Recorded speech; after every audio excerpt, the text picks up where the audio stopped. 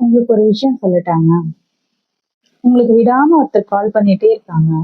நீங்க பிஸியா இருக்கேன், இல்ல ஏதாவது ஒரு வேலையா, இல்ல ஏதாவது ஒரு சூழ்நிலையில கட் பண்ணிட்டே இருக்கீங்களா?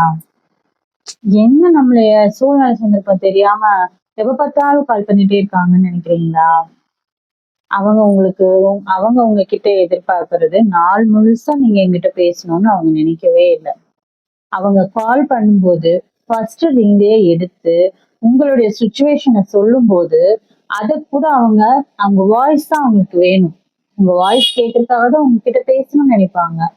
அப்ப நீங்க எடுத்து இந்த மாதிரி சுச்சுவேஷன் இந்த மாதிரி இருக்கேன் நான் கால் பண்றேன் தங்கம் அப்படின்னு ஒரே ஒரு வார்த்தை சொல்லிட்டீங்கன்னு வச்சுக்கோங்களேன். அடுத்தது உங்களுக்கு காலே வராது. நீங்க அவங்கள அவாய்ட் பண்ணா அவங்களுக்கு ஸ்ட்ரெஸ் அதிகமாகி உங்களை திரும்ப திரும்ப கூப்பிட்டுட்டு தான் இருப்பாங்க.